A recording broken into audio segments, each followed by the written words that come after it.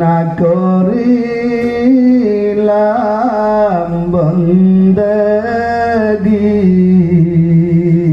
গুনায় গুনায় কাটাইলাম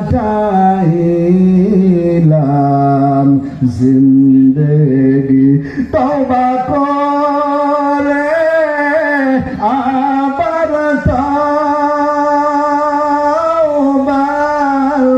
ভাঙ্গিলাম অবশেষে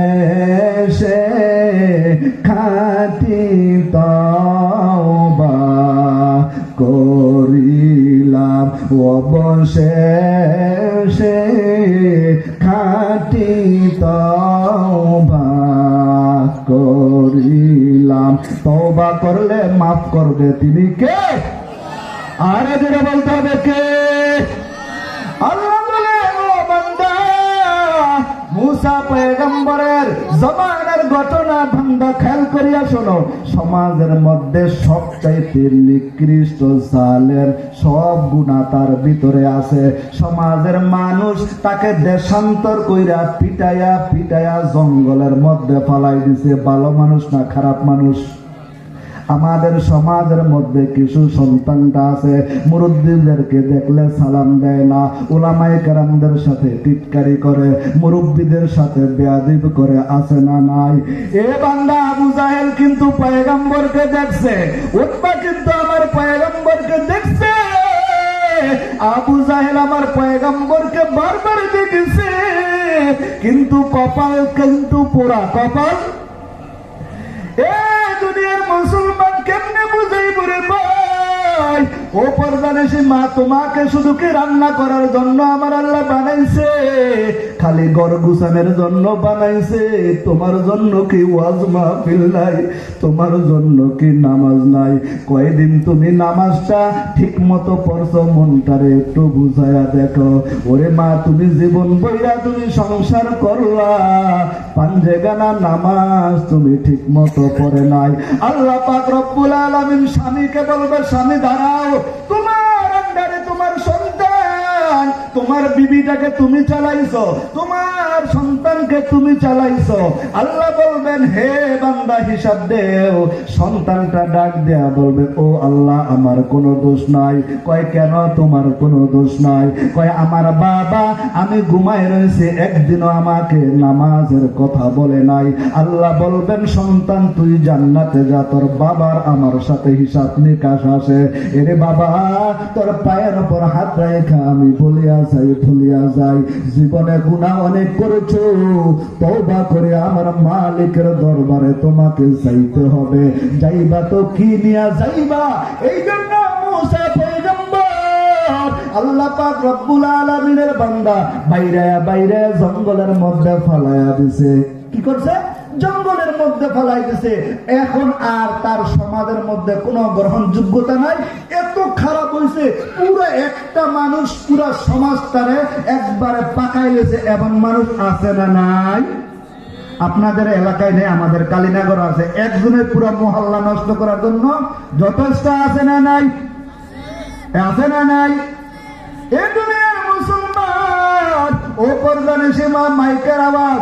নবী আমার মেরাজের মধ্যে যাইয়া যখন মেরাজ থেকে আসে, খাদিজাতুল কুবরা জিজ্ঞাসা করলেন, পয়গম্বর আল্লাহর সাথে কথা কইলেন, আমাদের জন্য কি নিয়ে আসলেন? ডাক দিয়া পয়গম্বর চোখের পানি ফালায়া গেল, খাদিজা সব ভালো লাগছে, আমার আল্লাহ অনেক কিছু দিয়েছে, কিন্তু যখন জাহান্নামের কাছে গেলাম রে খাদিজা, 80 থেকে 90% মহিলারা জাহান্নামের মধ্যে।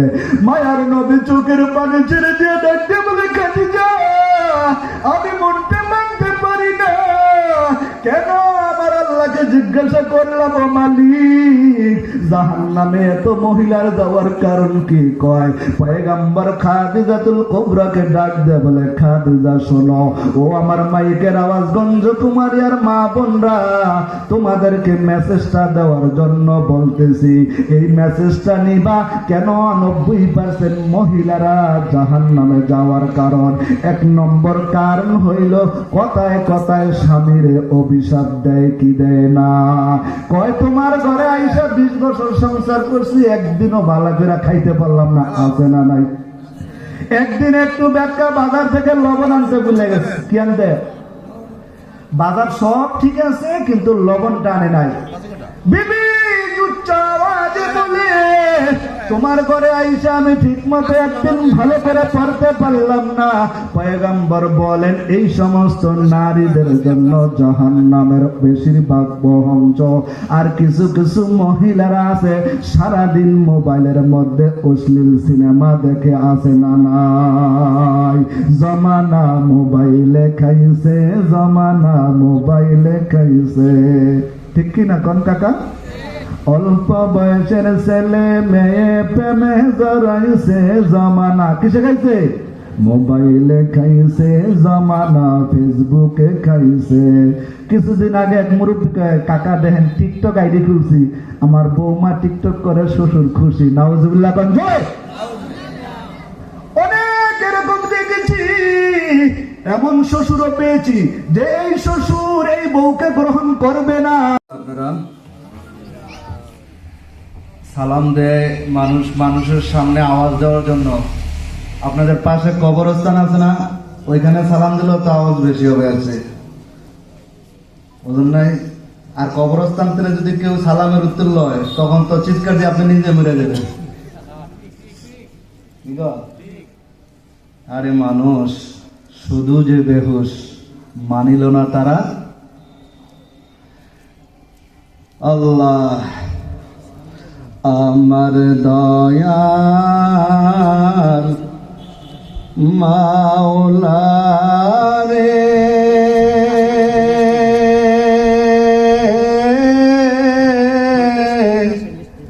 আমার দয়ার মাবুদ রে, কোথায় গেলে পাইব তোমার ঠিকানা?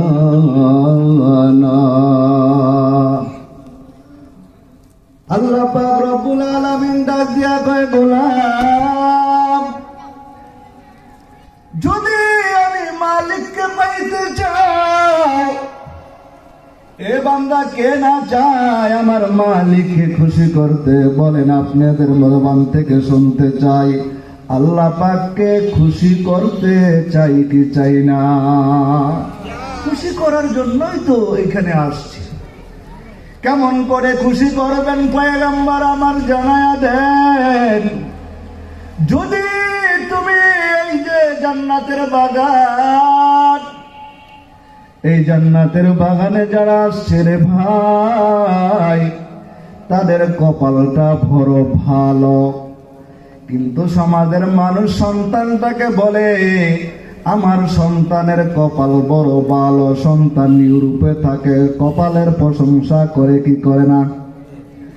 এ ভাই আমি বলবো ওই কপাল ভালো না, যেই কপালের মধ্যে সিজদা নাই, যেই কপালের মধ্যে আমার মালিকের সিজদা নাই, ওই কপাল ইউরোপ আমেরিকার কপালওয়ালার চেয়ে 1000 গুণে ভালো।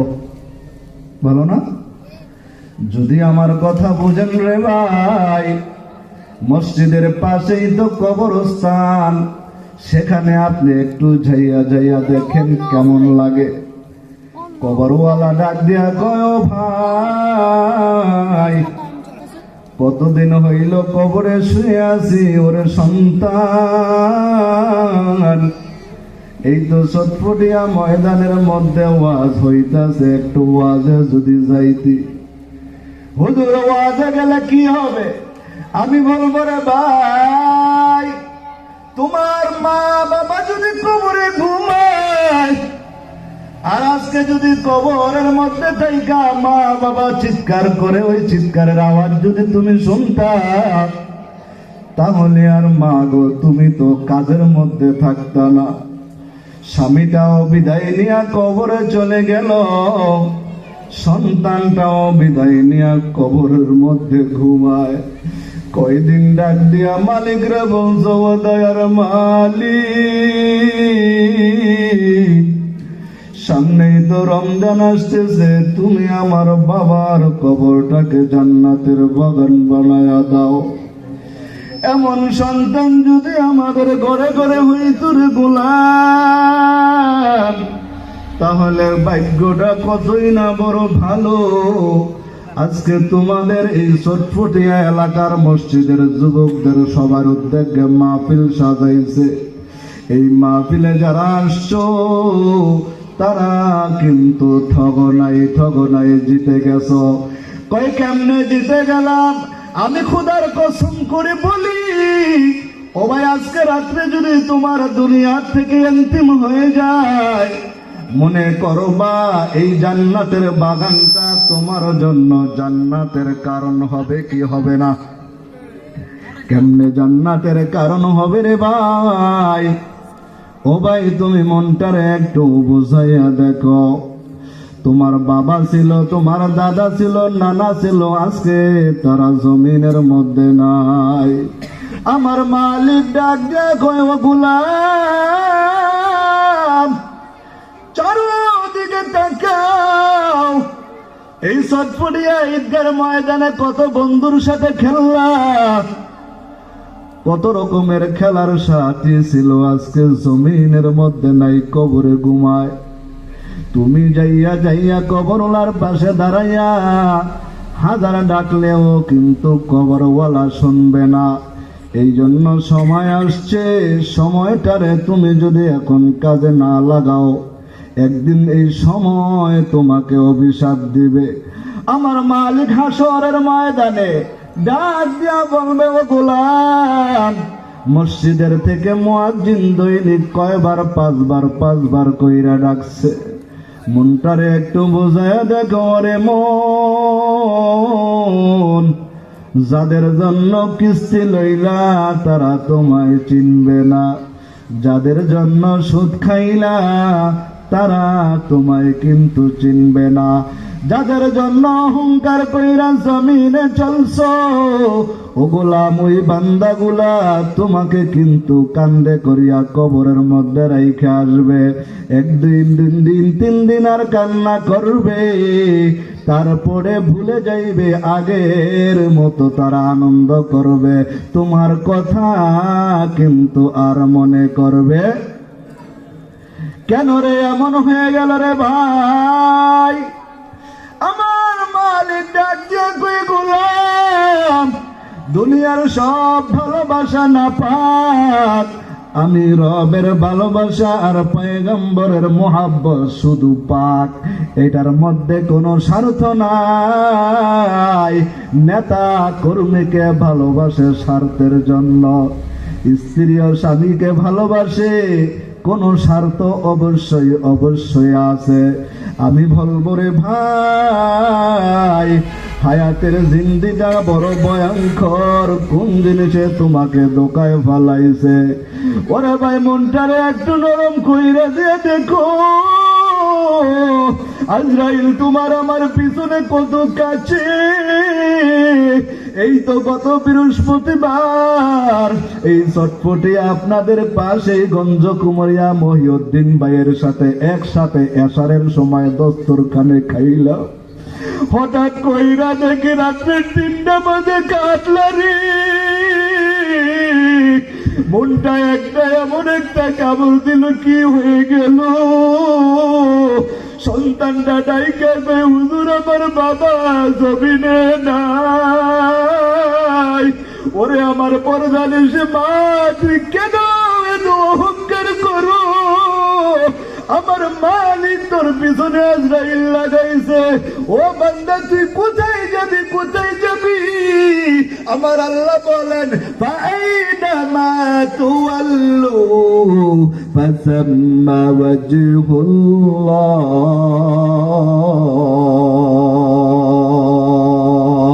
মালাকুল মাউত তোমার সঙ্গে আছে কোথায় পালাইবা পালাইবার কোনো জায়গা নাই সন্তানটা যখন জানাজা পড়ায় সন্তানের চেহারার দিকে তাকানো যায় না সন্তানটাকে হাফেজে কোরআন বানাইছে জানাজা দেয়া নিজের বাবাকে দাফন করছে কত ভাগ্য ভালো কিন্তু এমন কত জানাজা পড়েছি রে ভাই সমাজের মধ্যে বড় প্রতিনিধি বড় অ্যাডভোকেট ছিল ঢাকার মধ্যে একটা জানাজা পড়লাম বাস্তব ঘটনা শোনায় সন্তানটা বড় ইঞ্জিনিয়ার হইয়া বাবার কবরের সামনে দাঁড়ায় কিন্তু কোনো জবাব নাই দোয়াও করতে পারে না ইমাম সাহেব জানাজা পড়ায় সন্তান জানাজার মধ্যে দোয়াটাও করতে পারে না ইমাম সাহেব যখন বাবার জানাজার মধ্যে আল্লাহু আকবার বলেছে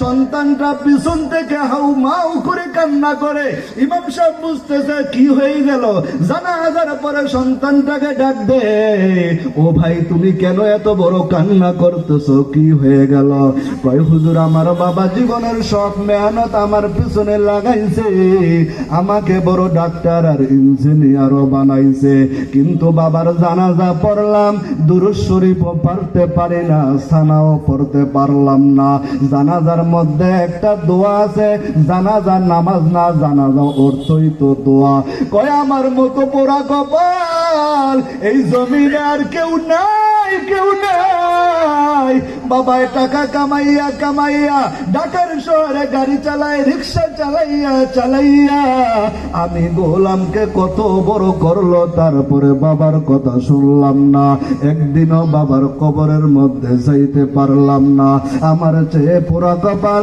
আর জমিনের মধ্যে কেউ নাই এই তো ভাই আমার আল্লাহ ডাক দিয়া কয় ও গোলাম 11টা মাস তোমার কোনো শৃঙ্খলা ছিল না আমি আল্লাহ শয়তানকে তোমার পিছনে লাগাইছি সন্তান তোমাকে এ শয়তান তোমাকে সব সময় কুমন্ত্রণা দিয়েছে আমার মালিক ডাক দিয়ে কয় ইয়া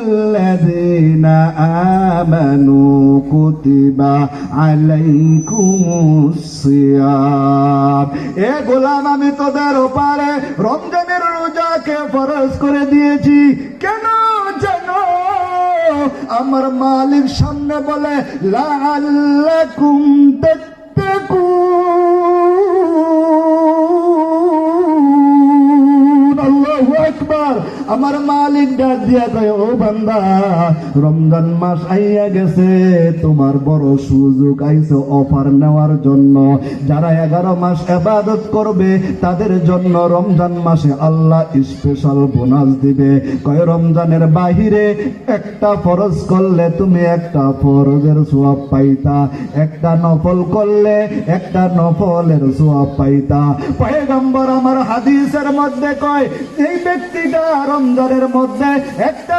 নফল ইবাদত করবে আল্লাহ পাক একটা ফরজের সওয়াব দান করবে সুবহানাল্লাহ আর যেই ব্যক্তিটা রমজান মাসে একটা ফরজ ইবাদত করবে আমার মালিক কয় তোমাকে আমি 70টা ফরজের সওয়াব দিয়ে দেব সুবহানাল্লাহ আমার মালিক কেমন দয়ার মালিক ওরে ভাই ডাইকা দেখো গভীর রাত্রে আইসা আমার মালিককে ডাক দাও আল্লাহ আমার সে জমিনে আর কোন গুনাহগার আমার চেয়ে বড় গুনাহগার নাই আমার চেয়ে পাপিষ্ঠ আর জমিনে কেউ নাই মুসা পয়গম্বরের জমানার ঘটনা আপনাদেরকে বুঝাইবার জন্য বলি রে ভাই মুসা পয়গম্বরের জমানার মধ্যে আল্লাহর এক বান্দা জীবনে এমন কোন পাপ নাই তার জবান দেয়া হয় নাই তার হাতের দ্বারাও হয় নাই সমাজের মানুষ তাকে বলতেছে তার কারণে আমরা ভালো মতো সমাজে থাকতে পারি না এমন লোক এখনো সমাজের মধ্যে আছে না নাই প্রত্যেকটা মুহূর্তে সমাজের মধ্যে গঞ্জাম লাগায় আছে না নাই এরে ভাই তোর পায়ের উপর হাত রেখে বলে যায় এই যে আল্লাহর বান্দার ঘটনা শোনো আল্লাহ পাক বলেন বান্দা তুই আমাকে একবার ডাকার মতো ডাক। আমি আল্লাহ বনি ইসরাইলের মুসা পয়গম্বরের একটা ঘটনা আল্লাহ পাক রব্বুল আলামিন উম্মতকে শিখানোর জন্য বলতেছি। ও উম্মত নবীর আশিকের দল, মনটারে বুঝাইয়া দেখো, আমার আল্লাহ ইচ্ছা করলে মুহূর্তে মাফ করে দিতে। আমার আল্লাহ বলেন আল্লাহু ইয়াগফিরু লিমান ইয়াশা,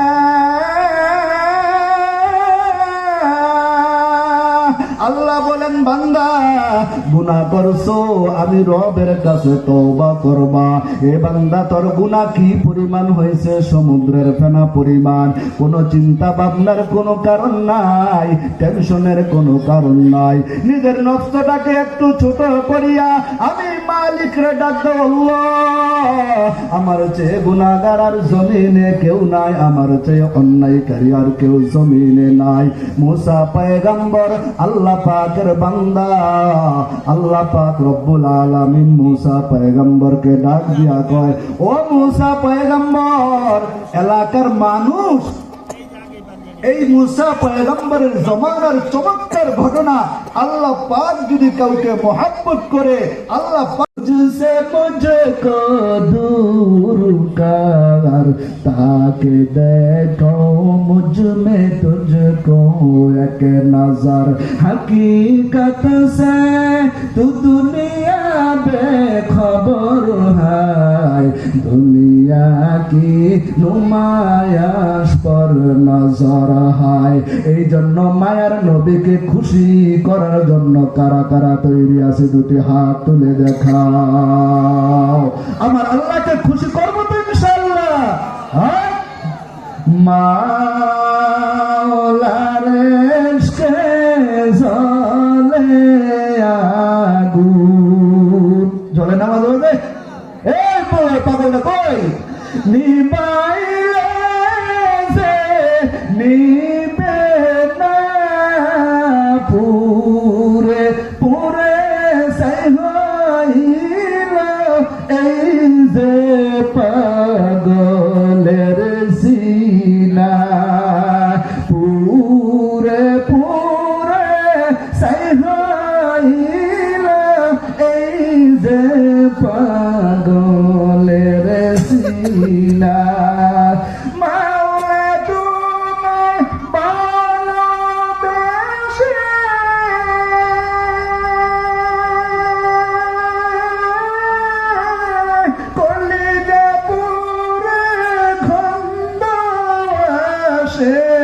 মাওলা তোমায় ভালোবেসে কলিজা পুরে গন্ধ আসে, আমি তোমার নূরে যাব মিশে, দূরে ঠেলে দিও না, পুরে পুরে পাগলের সিনা। সামনে রমজান মাস আসতেছে, প্রস্তুতি আছে না নাই? এই জন্য মায়ার নবী দরবারে দোয়া শিখায়, আল্লাহুম্মা বারিক লানা ফি জাহান্নামের কারণ হবে। কিন্তু তুমি যদি একটা দিনদার পরহেজগার গরিব ঘরের সন্তানকে তোমার ঘরে পুত্রবধূ হিসাবে নিয়ে আসো, এই ঘর থেকে আব্দুল কাদের জিলানী হবে, এই ঘর থেকে রাবেয়া বসরি তোমার ঘরে হবে। রাবেয়া বসরি অত মা, ও দক্ষিণগঞ্জ কুমারিয়া সটফটিয়া বেকার মা বোনেরা তুমিও তো মা, আম্মা জানা আয়েশা অত মা, তুমিও তো মা, তুমিও তো কোনো আলেমের মা, তুমি কেন পারবা না? ইচ্ছা করলে মা তুমিও তোমার সন্তানটাকে জান্নাতি বানাইতে পারো, ইচ্ছা করলে তুমিও তোমার স্বামীকে জান্নাতি বানাইতে পারো। এবার ওই যে ঘটনা বললাম, এলাকার মধ্যে এত বিশৃঙ্খলা করছে, সমাজের সব মানুষ পিটায় ওদের কই পাঠাইছে, মাইরা আগামারা করে নিয়ে শাস্ত্রায়া কি করছে, জঙ্গলে পালাই দিয়েছে না। এবার আল্লাহ পাক মুসা আলাইহিস সালাতু ওয়াস সালামকে জিবরাইলের মাধ্যমে খবর পাঠায়। কার মাধ্যমে? আল্লাহু আকবার। কোন জোরে? আমার আল্লাহ দেখতে কই পয়গম্বর মুসা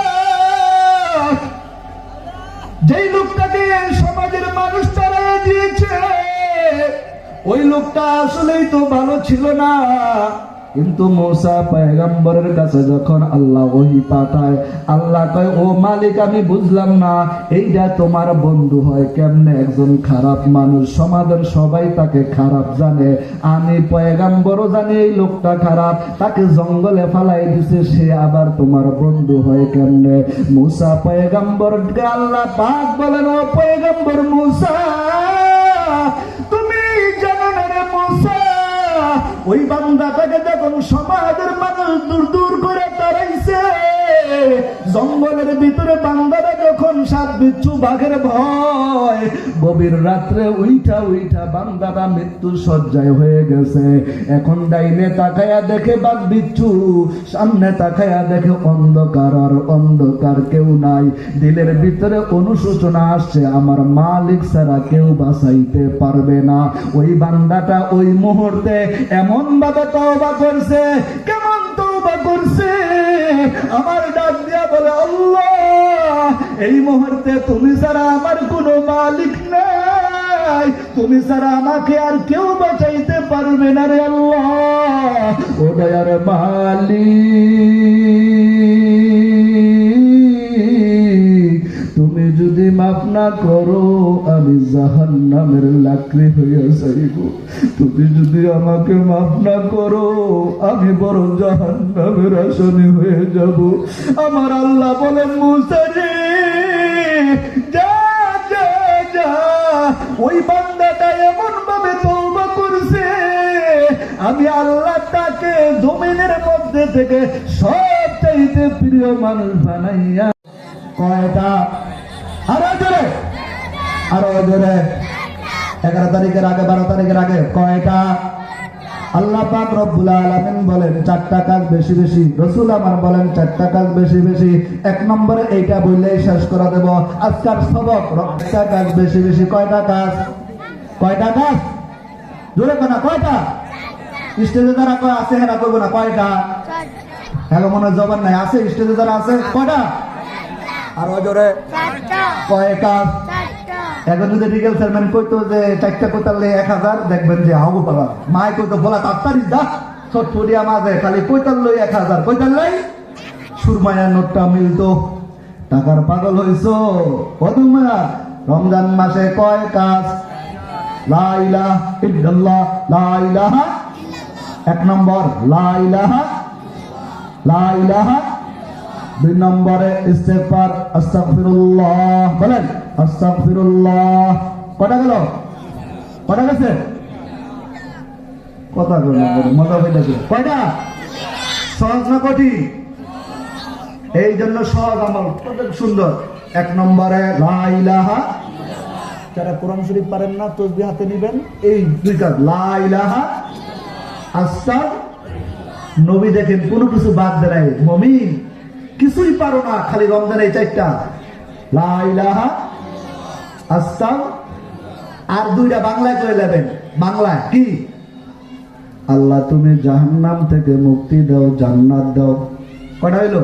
2টা। আর 2টা কটা হইলো? জান্নাত দাও না কইবেন যে ধানমন্ডি একটা বাড়ি দেন?